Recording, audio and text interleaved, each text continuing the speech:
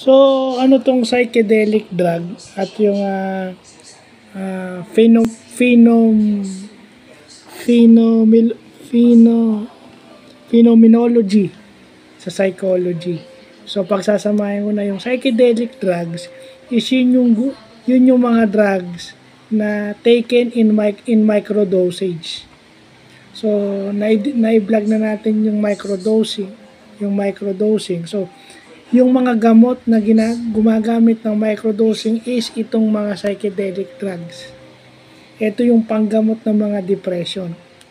At yung phenomenology sa psychology, yun naman yung analysis ng kanilang mga depression o analysis ng kanilang psychological situation. Ito ay nakabase sa tao. Hindi ito pare-pareho.